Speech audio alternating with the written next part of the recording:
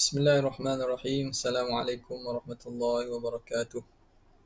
Alhamdulillahi rabbil alamin wa afdhalus salati wa atamut taslim ala sayyidina Muhammadin asyrafil anbiya'i wal mursalin wa ala alihi wa sahbihi ajma'in. Subhanaka la ilma lana illa ma 'allamtana innaka antal alimul hakim wa la hawla wa la quwwata illa billahil aliyyil azim. Rabbi shrah li sadri wa yassir li amri wahlul 'uqdatam min lisani yafqahu qawli وسدد لساني واهد قلبي بحق سيدنا محمد صلى الله عليه وسلم. اللهم ألهمنا بالعلم وزينا بالحلم وأكرمنا بالتقوى وجملنا بالعافية. اللهم أخرجنا من ظلمات الوهم وأكرمنا بنور الفهم وافتح علينا بمعرفة العلم وحسن أخلاقنا بالحلم واجعلنا ممن يستمعون القول فيتبعون أحسنه والحمد لله رب العالمين. Alhamdulillah, kita bersyukur kepada Allah Subhanahu Wa Taala. Kita sambung lagi pada malam ini daripada kitab Hasyiah Syarqawi Alal Hududi pada kalam musannif rahimahullah. Qauluhu ats-tsawabu lil muti' wal 'iqabu lil 'asi.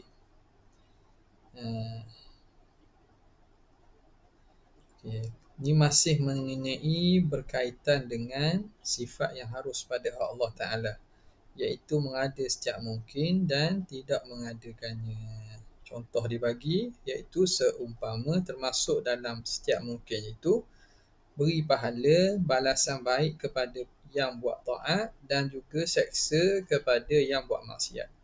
Qala al-Muhashshi rahimahullahu ta'ala wa nafa'ana bihi wa bi'ulumihi wa asrarihi fid darain amin ya rabbal alamin. Qawluhu ats-tsawabu lil muti'i wal 'iqabu lil 'asi.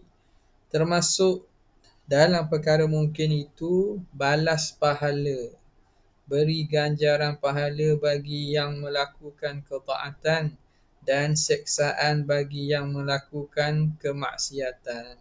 Ai khilafan lil mu'tazilah. Ini menyalahi bagi mu'tazilah. Mu'tazilah haitsu sekira-kira aujabu, mereka mewajibkan dzalika, demikian itu. Di sisi Mu'tazilah, wajib Allah Ta'ala beri pahala kepada orang buat taat.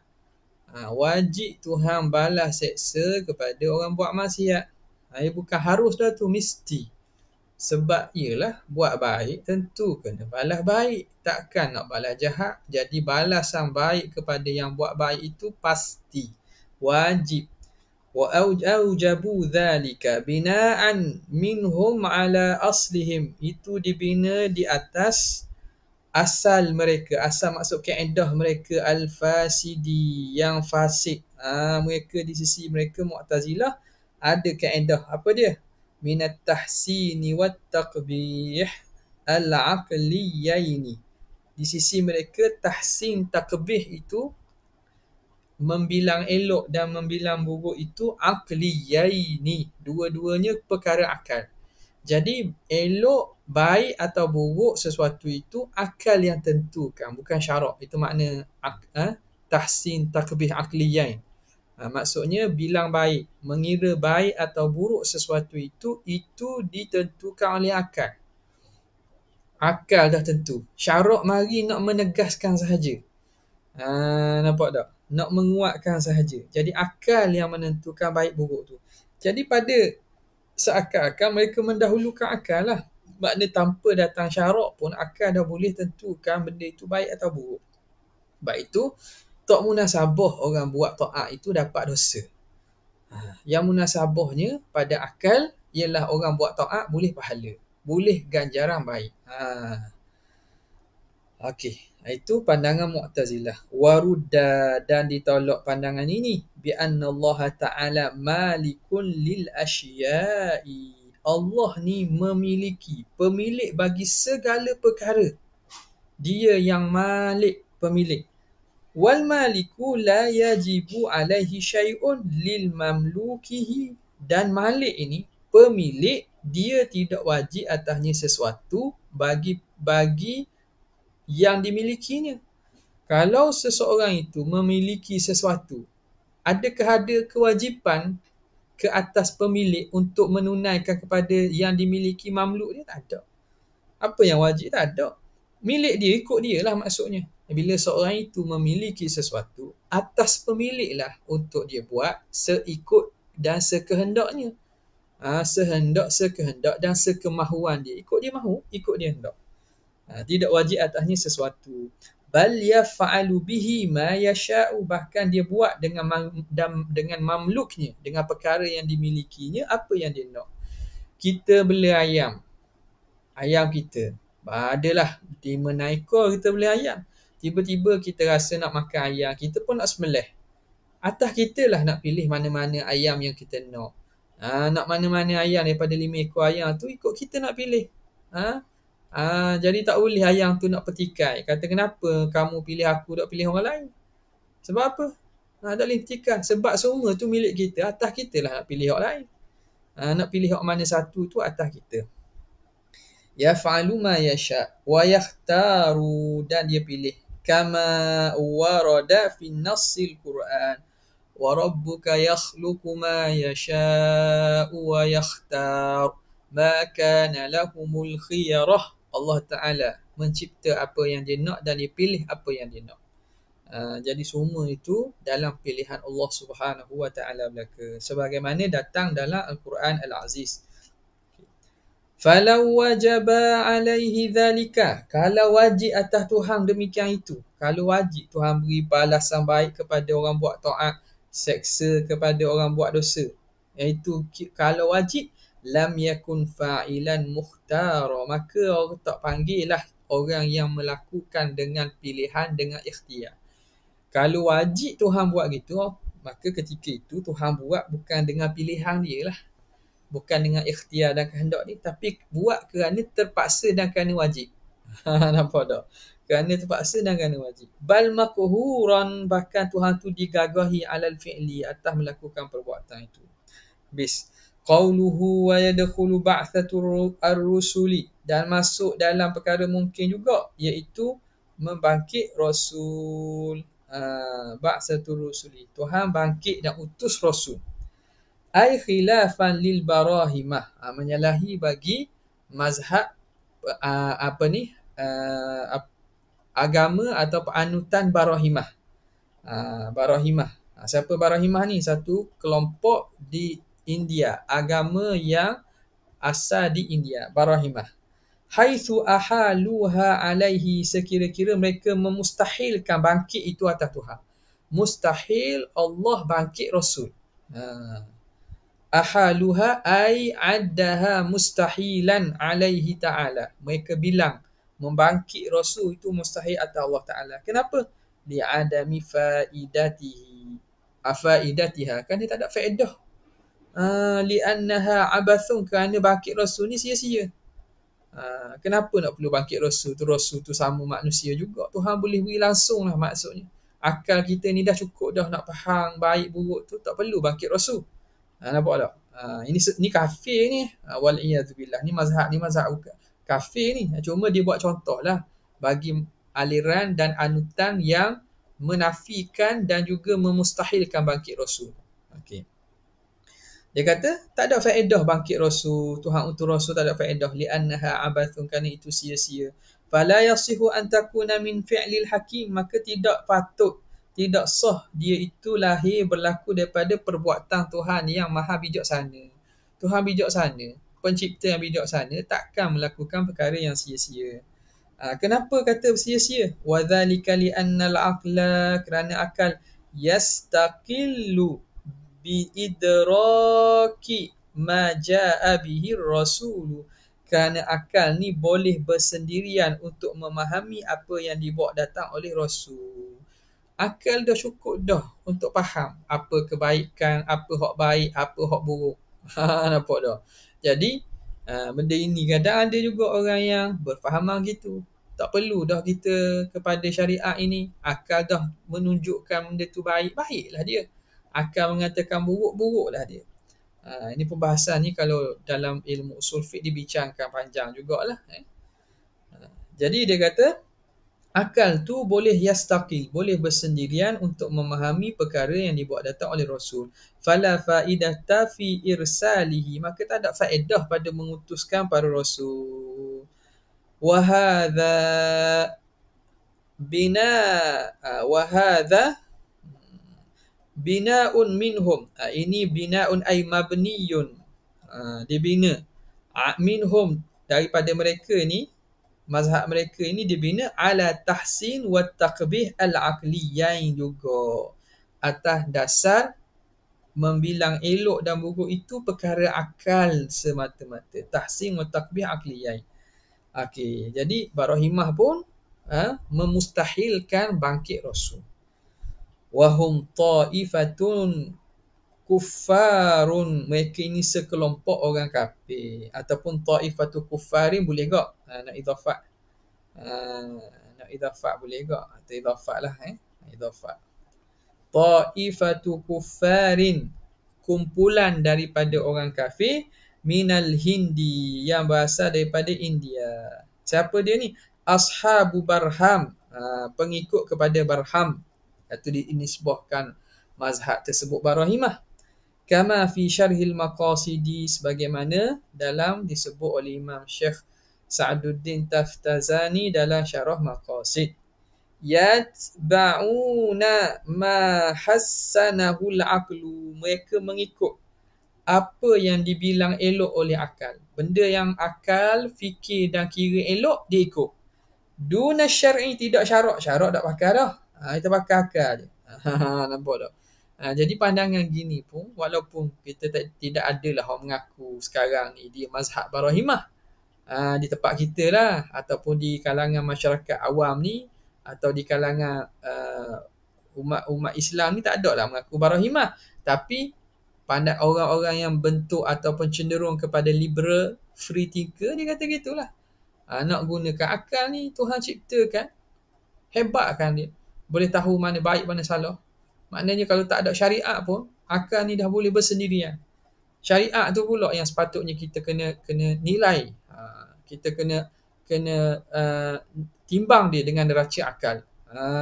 Diletak akal tu neraca penimbang bagi syariat. Nampak tak? Jadi dia mendahulukan akal.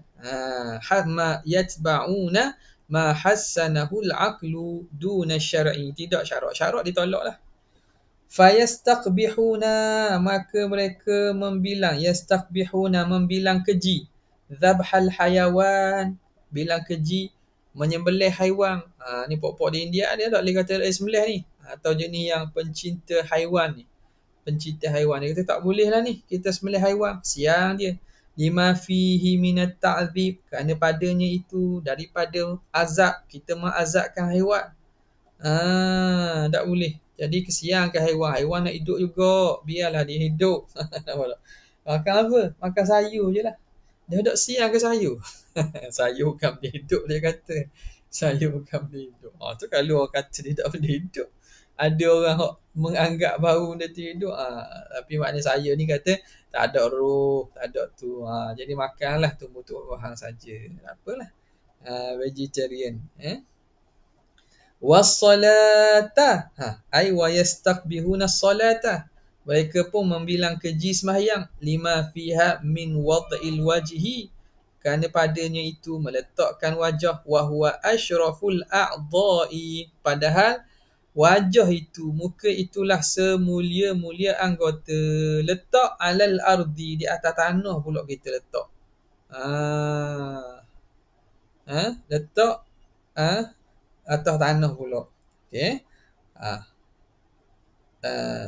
Min wad'il wajhi wa raf'i.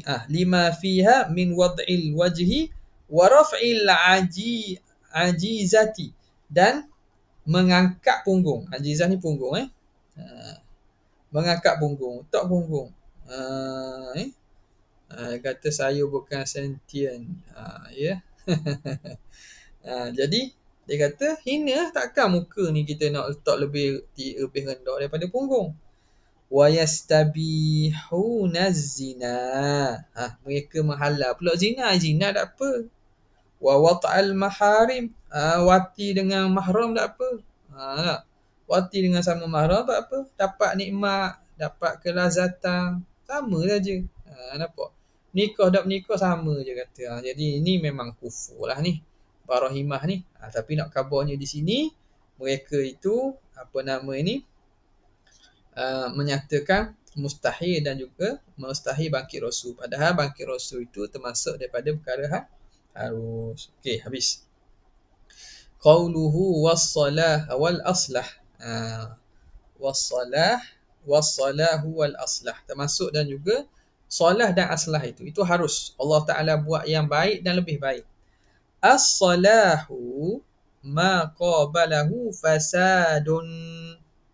Okey, sekarang ni lafaz salah itu perkara yang elok. Lawan perkara elok ialah fasad, perkara buruk, perkara yang tak elok.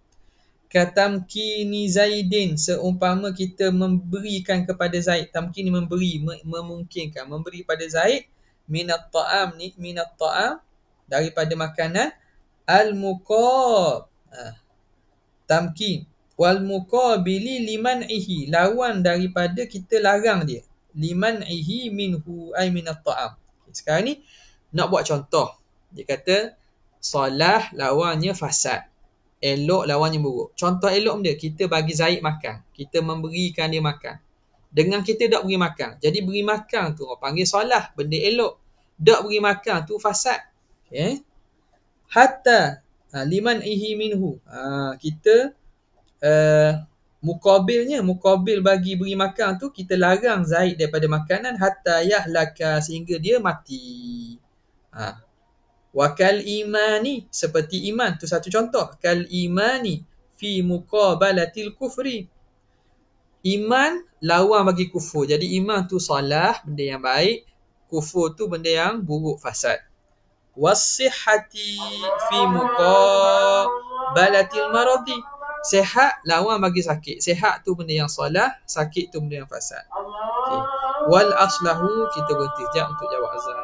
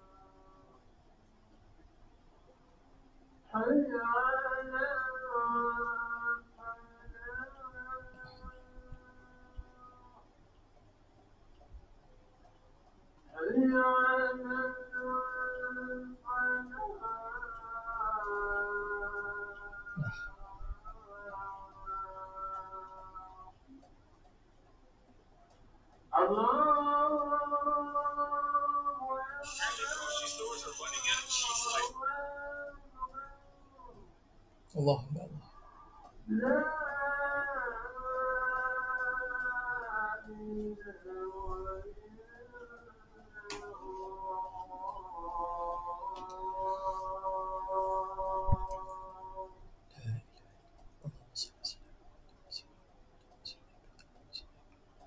Allahumma.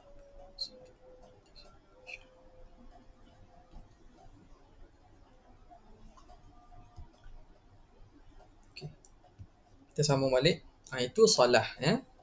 Wal aslahu. Aslah tu apa dia? Aslahi ma qabalahu salahun. Aslah ini ialah lawan dia itu salah. Jadi kita kata salah, lawan pada salah ialah fasad. Aslah Lawan kepada aslah ialah solah. Yang lebih elok, maknanya lawan yang satu lagi. Lawan yang satu lagi elok, maknanya antara dua perkara. Bila kita kata benda ini aslah, lebih elok, maknanya selagi tu bukan dah elok. Elok juga, tapi hak ni lebih elok. Kalau kita kata benda ni solah, benda ni elok, molek. Kalau kita kata ni solah, lawan dia fasad. Benda ni dok molek, buruk. Jadi itu maksudnya. Sama dalam fiqh, rajih dengan arjah, asah dengan sahih. Nampak tak? Asah muqabil dia itu sahih, bukan muqabil dia dhaif. Asah sebab lebih sahih. Jadi pandangan satu lagi tu kuat juga, tapi sahih aja. Hak ni hak lebih sahih. Asah. Tapi bila kata ini yang sahih, lawan hak satu lagi tu dhaif. Okey. Itu istilah dia. Ma qabalahu salahun ka'it'ami. Contoh, ka'it'amihi al-at'imatal ladzizata, seperti memberi makan kepada Zaid makanan-makanan yang sedap. Al-muqabili li'it'amihi al-at'imata al-ghairal ladzizati. Dengan lawan dia kita beri makan makanan dok lazat. Jadi kalau contoh aslah pula, makanan. Kita beri Zaid makan makanan yang lazat, itu panggil aslah. Lawan dia as-salah, maknanya beri makan tapi makanan dok lazat. Molek juga, tapi hak lebih molek ni makanan hak lebih lazat. Alas. Okey, wa kathawabi bila taklifin fi muqabalati thawabi ma'an taklif. Seumpama beri pahala tanpa ada taklif, tanpa perlu diberatkan dengan taklif, tanggungjawab syarak. Beri pahala saja-saja tanpa perlu buat apa-apa. Itu lebih aslah daripada fi muqabalati thawab ma'a taklif. Beri pahala dengan diberi tanggungan untuk buat sesuatu amalan. Okay. Itu pandangan membeza antara salah dengan aslah. Wakila, ini pandangan lain pula ni. As-salahu, salah ialah ithabatullahi abidahu, membalas, memberi ganjaran oleh Allah Ta'ala akan hambanya. Itu salah. Wal aslahu i'ta'uhum athawaba bila amalin. Aslah, Allah Ta'ala beri pahala tanpa amalan. Beri pahala tanpa amalan. Yujibuhu, yang mewajibkan pahala tadi. Maknanya beri pahala saja-saja, pahala free. Pahala free, tanpa ada apa-apa amalan yang perlu buat. Itu aslah. Wakila, satu pandangan kata pula, pandangan lain pula ni, as-salahu ba'thur ar-rusuli. Salah itu bangkit dan utuh Rasul. Wal aslahu ta'atuhum, dan yang aslah ialah taat kepada para Rasul itu. Wakila as-salah ialah ijadul khalqi. Salah itu mencipta Tuhan akan makhluk. Wal aslah hidayatuhum. Aslah pula Allah Ta'ala memberi hidayat kepada mereka.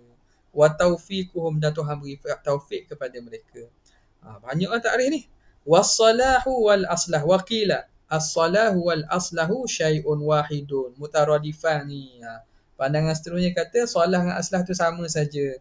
Fakullu minhuma laisa wajiban 'ala Allah. Selesai.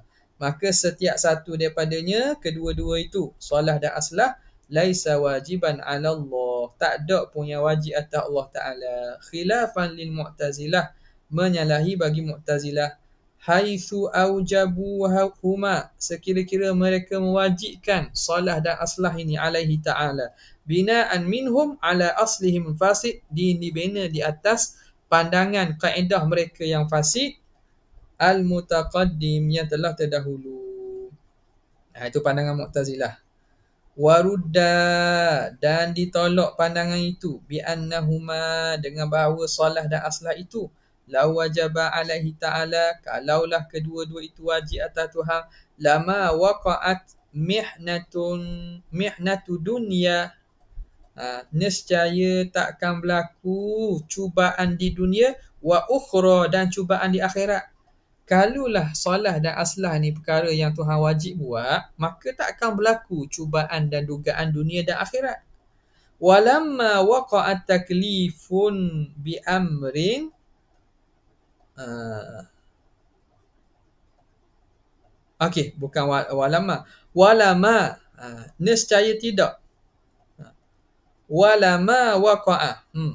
Walama, dan nescaya tidak berlaku taklifun bi amrin. Nescaya tidak akan berlaku taklif, tanggungan kita, kena tanggungjawab kita dengan amrin, dengan arahan Tuhan, wala nahyin, dan larangan Tuhan. Kalaulah solah dan aslah tu wajib, nescaya Tuhan tak akan kenakan taklif kita. Tak perlu kita ikut suruhan Tuhan dan tinggal larangan Tuhan. Wa dzalika batilun, walha, itu semua batil, mustahil begitu. Bil musyahadati, dengan dalil musyahadah, kita saksikan sendiri bahawa kat dunia ni ada cubaan, ada mihnah, ada tribulasi, dan kita ditaklifkan dengan taklif-taklif. Nampak tak? Jadi tak betul lah kaedah yang mengatakan solah dan aslah itu. Walidha, dari kerana inilah, sa'al al-Asy'ariyu, Imam Asy'ari bertanya ustazahu, tok gurunya, dan juga ayah tiri dia, sebab nikah dengan mak dia kan. Siapa dia? Tok guru dia dan ustaz dia, Aba Aliyin Al-Jubba'i. Al-Jubba'i, Aba Ali Al-Jubba'i. Dia tanya Abu Ali Jubba'i ni, Imam Asy'ari dalam sirah hidup dia, dia apa nama ni, apabila ayah dia meninggal, mak dia menikah dengan Abu Ali Al-Jubba'i, Ra'sul Mu'tazilah, ketua Mu'tazilah pada zaman itulah. Jadi dia belajar dan ikut sekali lah bersama dengan ayah tirinya itu dengan mazhab Mu'tazilah. Okay, jadi lama, bahkan kerap kali dia dihantar untuk mewakili Mu'tazilah dalam perdebatan. Kerana orang dia orang yang akal tajam dan petah bercakap. Maka akhirnya, tapi dia lama kelamaan dia dapati bahawa mazhab yang dia percaya atau dia ikuti selama ni, mazhab Mu'tazilah itu tak betul, tak tepat, tak kena dengan Al-Quran dan juga hadis, tak kena dengan sunnah. Maka dia pun berlaku persoalan-persoalan yang mana menyebabkan akhirnya dia meninggalkan Mu'tazilah. Antaranya inilah, dia tanya kepada tok guru dia, Abu Ali Al-Jubba'i, an thalathati ikhwatin, tentang 3 orang saudara. Asya ahaduhum fi ta'atillahi ta'ala, salah seorang daripada mereka hidup dalam ketaatan kepada Allah. Wa ahaduhum fil kufri, salah seorang yang lain pula duduk dalam keadaan kufur, wal'iyazubillah. Wa mata ala dhalika, dan mati mereka dalam keadaan tu, seorang keadaan berislam, beriman taat, seorang dalam keadaan kufur. Wal akharu, yang akhir mata saghira, mati kecil. Jadi ditanya apakah kesudahan mereka, apakah kesudahan ketiga-tiga adik-beradik ni. Faqala, kata Abu Ali Jubba'i, yusabul awwalu, diberi pahala yang pertama, mana yang dewasa mati dalam Islam, wa yu'aqabus tsani, dan diseksa dan diazab yang kedua sebab mati dalam kufur, wala yusabus tsalitsu wala yu'aqabu, yang ketiga tidak diberi pahala dan tidak diseksa.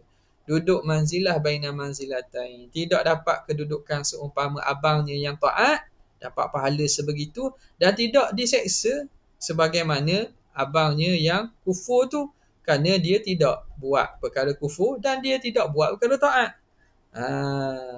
Maka faqala al-Asy'ari, Imam Asy'ari tanya dia, in qala thalithu, kalau berkata oleh yang ketiga, kalau dia kata, jadi akidah, persoalan akidah syubhah begini, in ni in iftiradi ni, kalau ni persoalan akidah ni perlu kita kadang-kadang persoal dan tanya, tujuan untuk kita yakin dan teguhkan akidah tu betul ke tak, mampu tak dia menjawab persoalan dan kemusykilan kita. Sebab tu maknanya kalau seboleh mungkin, kalau ada soalan-soalan daripada orang kita ajar tak, murid-murid kita, orang-orang bertanya, cuba kita jawab dengan cara terbaik lah, dengan cara yang elok, yang memberi faham dan bukan membawa fitnah. Jangan marah kata, siapa yang banyak bertanya maka maka imannya lemah. Tak boleh lagi tu. Biarlah orang tanya tu. Tapi kalau kadang-kadang soalan orang tanya ni, dia tak pandai susun soalan. Kita susun soalan tu. Kita susunkan soalan tu biar dia tahu macam mana nak tanya tu. Jadi Imam Sya'ri tanya, in qala thalithu, kalau saudara yang ketiga yang mati kecil ni kata, halla a'martani, ya Allah, kenapa kamu tidak panjangkan umurku, fa usliha, lalu aku dapat jadi soleh. Fa usliha, wa adkhula, dan aku masuk al-jannata. Kenapa engkau tidak panjangkan umur aku, fa usliha, jadi salu asluhu, apa nama ni, ya, aku jadi soleh, salihun, fa aslaha, jadi baca fa aslaha, salaha yasluhu, aslahu, fa aslaha lah. Sebab jawab yang muqtarin bifa. Halla a'martani, ni dia panggil apa? Jawab kepada al-ardu muqtarinan bifa. Jadi kenapa engkau tidak panjangkan umurku, fa aslaha, lalu aku dapat jadi soleh, wa adkhulal jannata, dan aku dapat masuk syurga, kama dakhala akhi al-mu'min, sebagaimana masuk oleh saudaraku orang beriman tadi, hak mula-mula. Fa aja, jadi tanya. Dan kalau orang ketiga tanya gini, dia akan berhujah depan Tuhan. Ya Tuhan, kenapa kamu tak panjangkan umur aku? Biar aku jadi besar balik, aku buat taat, aku dapat masuk syurga, dapat kedudukan tinggi macam saudaraku yang pertama. Fa ajabal Jubai, Syekh Jubai kata, innar rabba yaqul, sesungguhnya Tuhan akan jawab lahu, kepadanya, kuntu a'lamu annaka law 'ishta la fasiqta, aku tahu kalau kamu fasaqta,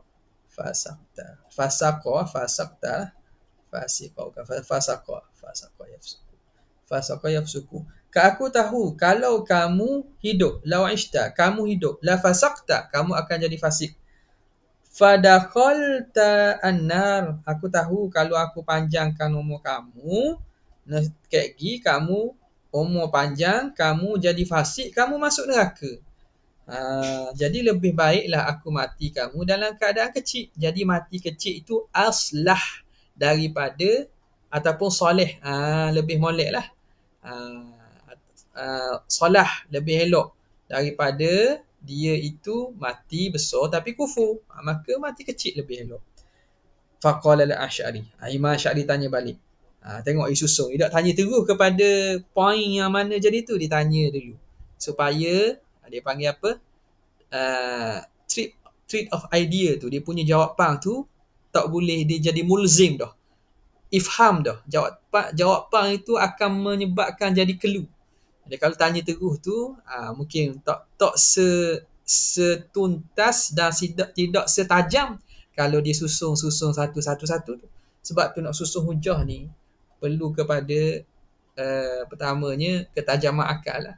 Di samping daripada anugerah Tuhan beri dan pembukaan Fathu minallah tu tengok tu. Pertamanya lah debat-debat berkaitan dengan al-haq dan batin.